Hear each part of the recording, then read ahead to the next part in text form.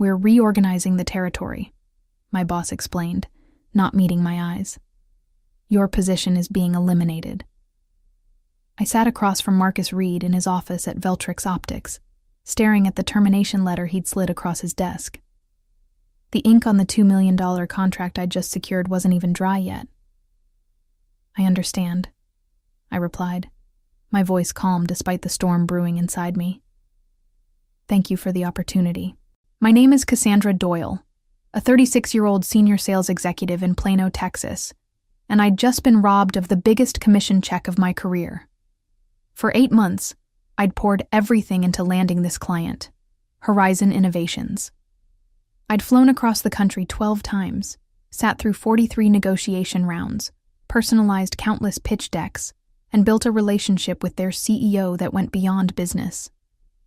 And now, 2 weeks before my commission would pay out, Marcus had decided my position was redundant.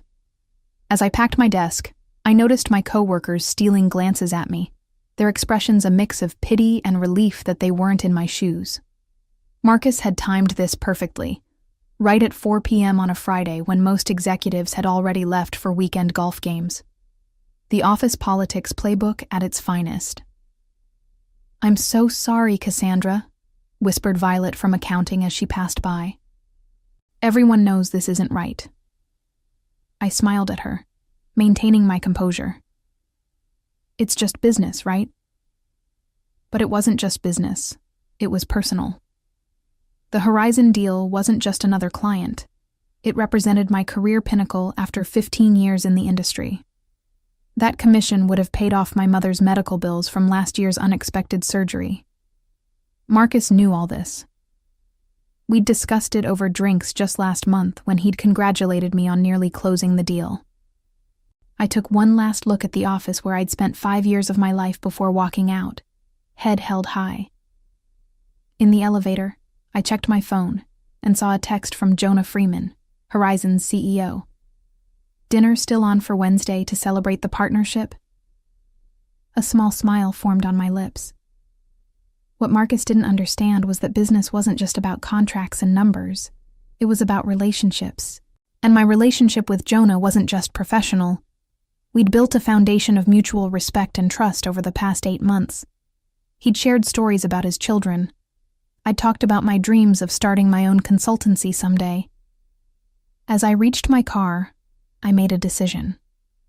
This wasn't over. Not by a long shot. For 5 years, I'd been one of Veltrix's top performers. I'd built my client roster from scratch, turning struggling accounts into gold mines. Last year alone, I'd brought in $4.3 million in new business.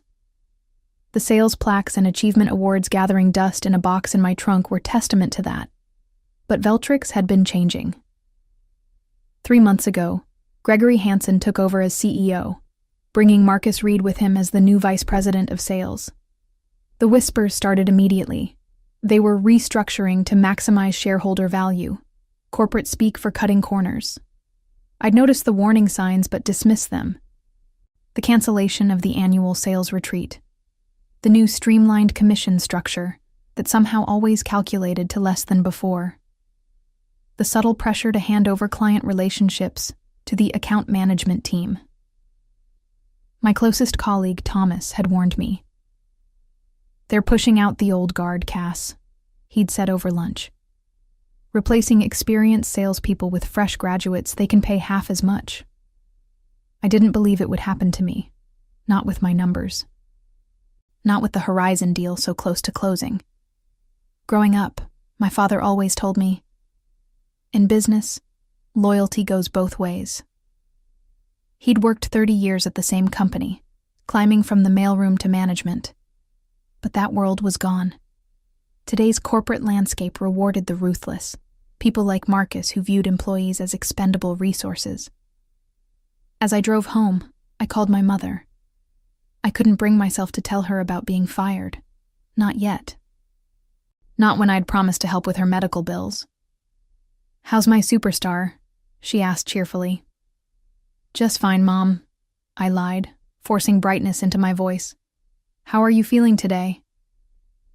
"Better than yesterday, worse than tomorrow," she quipped. It was her standard response since the surgery. After hanging up, I sat in my parked car, staring at my condominium building, trying to formulate a plan.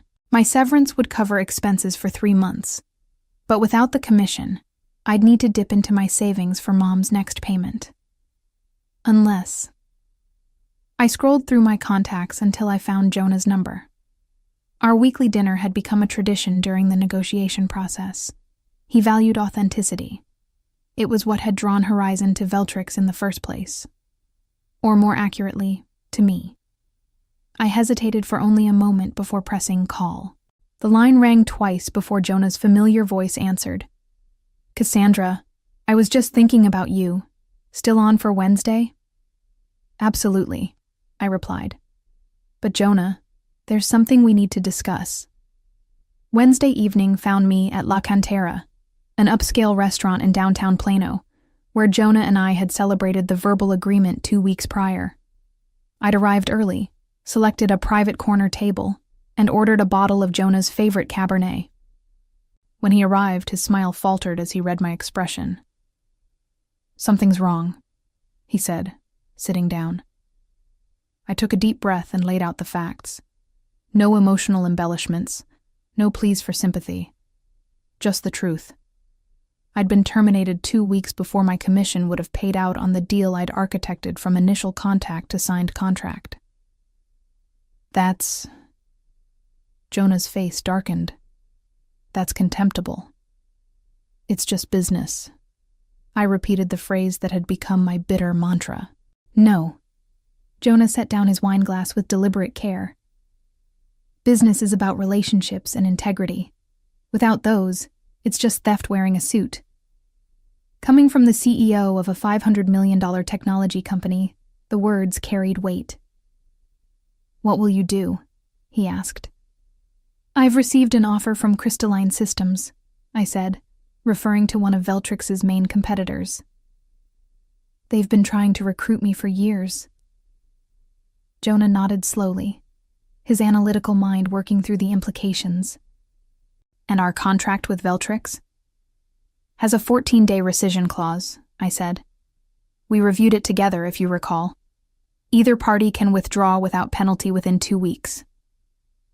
I wasn't asking him to cancel. I would never explicitly ask that of him. The decision had to be his, based on his own business judgment. Jonah stared at me for a long moment, then pulled out his phone. Harold, he said to his legal counsel, pull the Veltrix contract. I want to invoke the rescission clause first thing tomorrow. He paused, listening. Yes, I'm certain, and clear my morning schedule for a call with their leadership. After hanging up, he looked at me. This isn't just about your commission, Cassandra. During our negotiations, you promised that you personally would oversee the implementation. That was a material factor in our decision. I nodded, feeling a weight lift from my shoulders. Crystalline's product line is actually better suited for your needs, I said truthfully. The optical components have a longer warranty, and their custom design team is more experienced with your specific applications. When can you start there? Jonah asked. Monday. They're eager to have me on board. Good. Jonah raised his glass. Then I look forward to hearing their proposal next week. As we finished dinner, discussing his daughter's college applications and my mother's improving health, I felt no triumph, no vindictive pleasure. Just the quiet satisfaction of knowing that in a world where loyalty was increasingly rare, integrity still mattered to some. By the time the check arrived, the first phase of my response to Marcus's betrayal was in motion. Not revenge. Correction. The following morning, my phone began ringing at 7 a.m. Marcus. I sent it to voicemail. He called again. And again. By the fourth call, I decided to answer. Cassandra, he sounded breathless, panicked. We need to talk. About what, Marcus? My position was eliminated, remember? I kept my voice pleasant, as if discussing the weather. Horizon just canceled their contract. Jonah Freeman personally called Gregory and pulled out of the deal. His voice tightened. Did you have anything to do with this? How could I? I don't work for Veltrix anymore. Listen.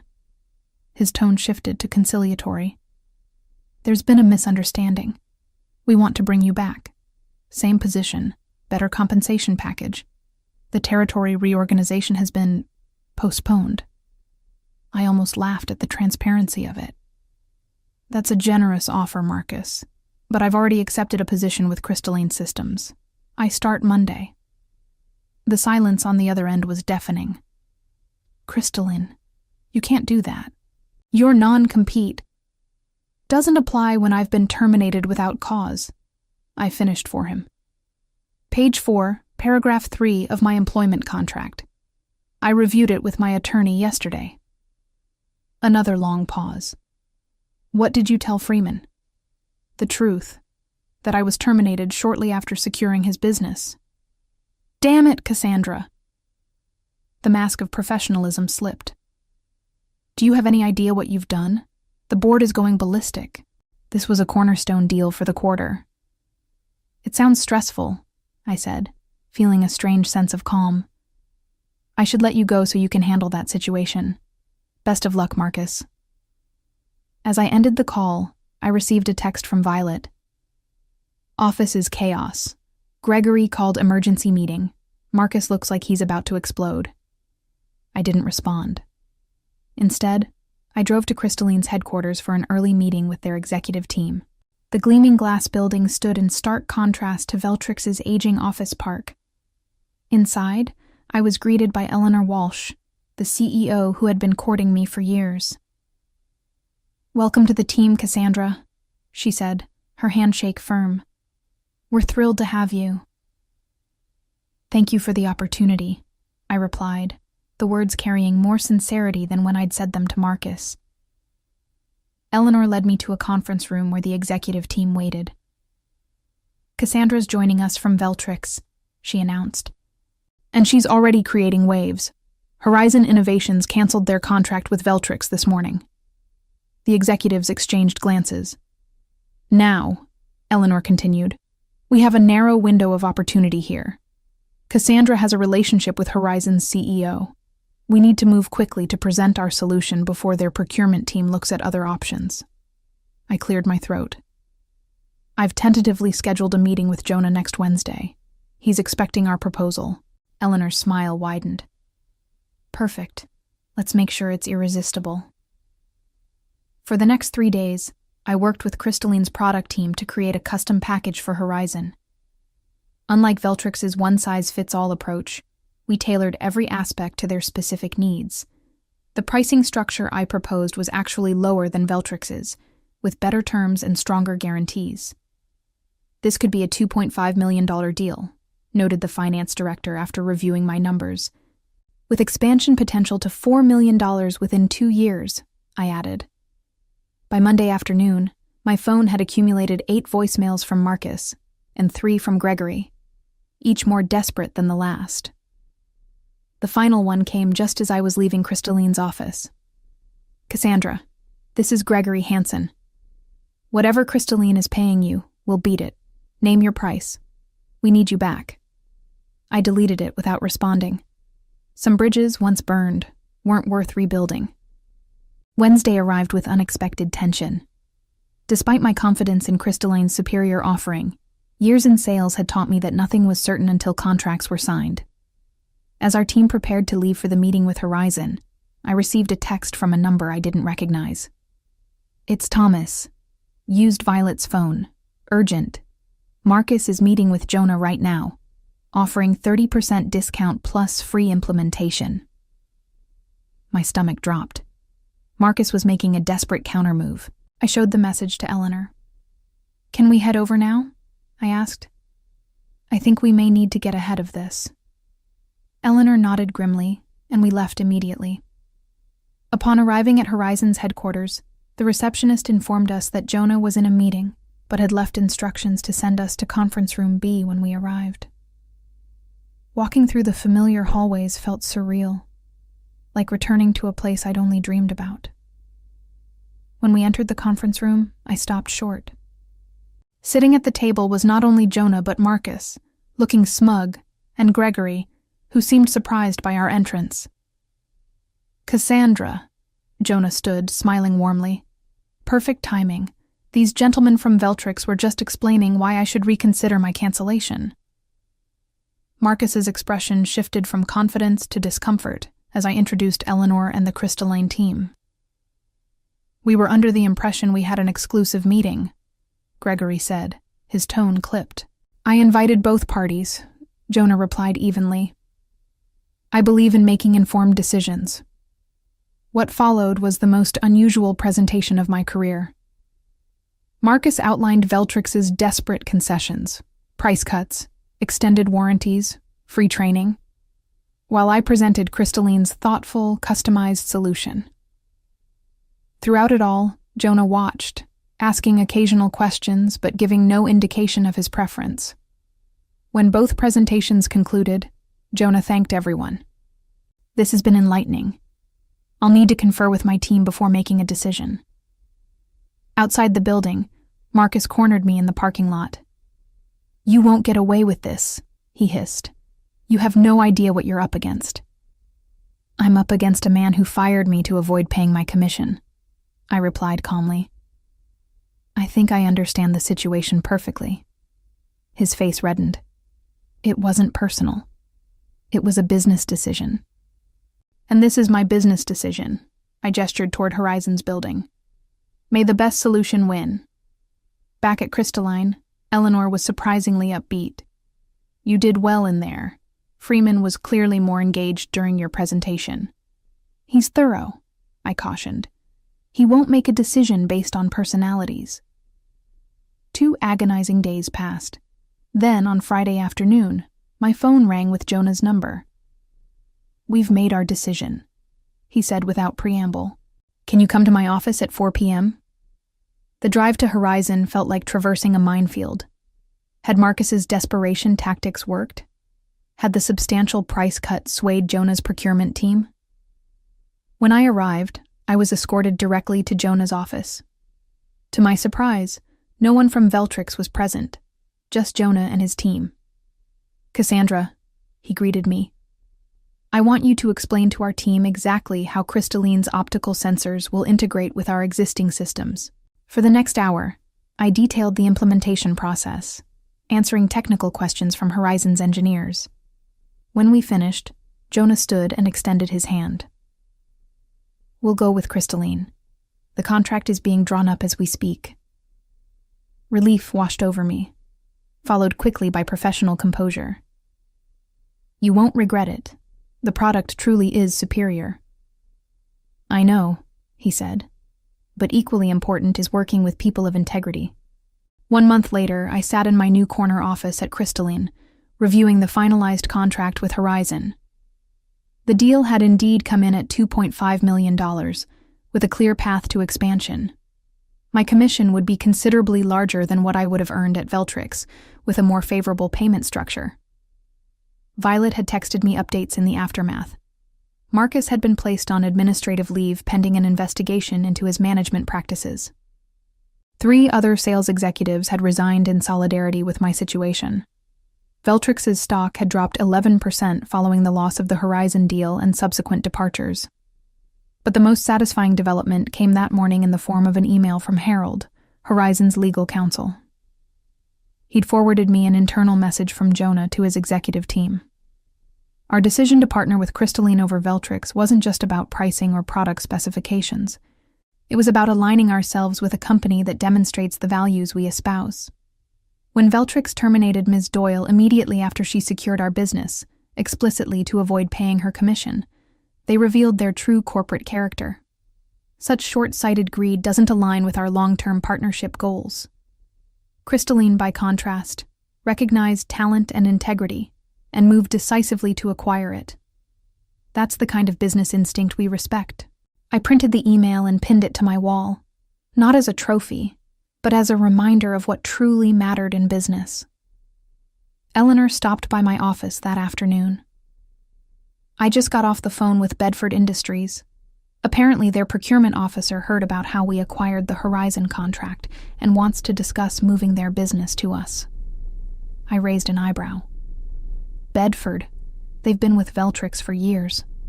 7 years, she confirmed, worth about $1.8 million annually. They're concerned about stability and leadership over there. Word was spreading. What Marcus had done to me wasn't just an isolated incident of corporate callousness. It was becoming a cautionary tale in our industry. That evening, as I was preparing to leave, my assistant forwarded a voicemail from Gregory Hansen. "Cassandra, this is Gregory. I want you to know that Marcus Reed no longer works at Veltrix. His actions were not authorized by me or the board. We'd still like to discuss your potential return. Please call me." I deleted the message without a second thought. My new office had a view of the downtown skyline. My team was skilled and motivated. My compensation package included equity in a growing company that valued relationships over quarterly numbers.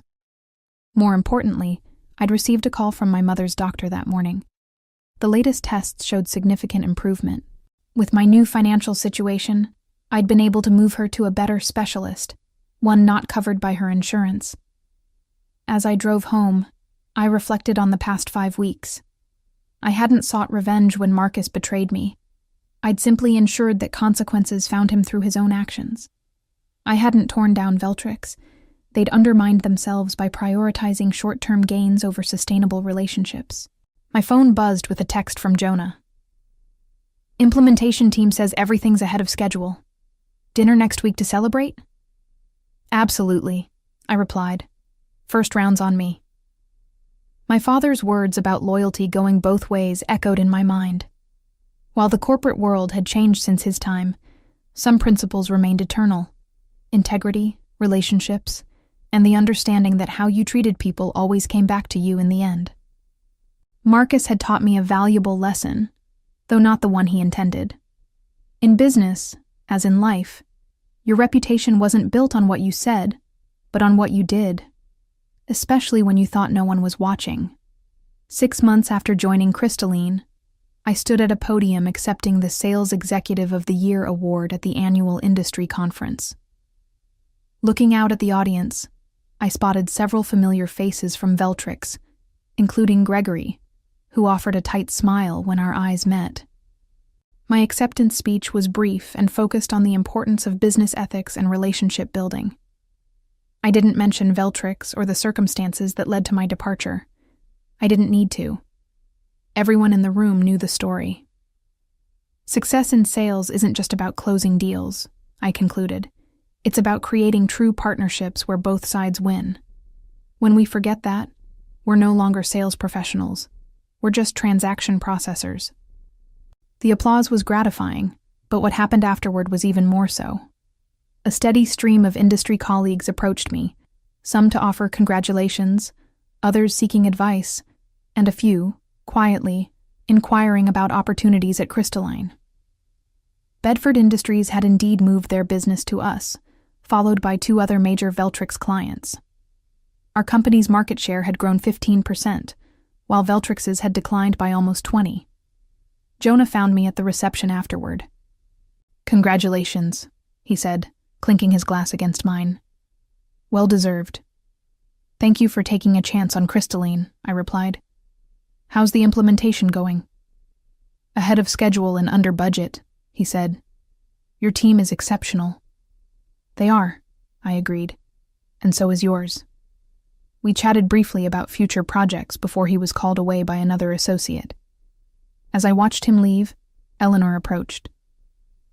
"Have you seen this?" she asked, showing me her tablet.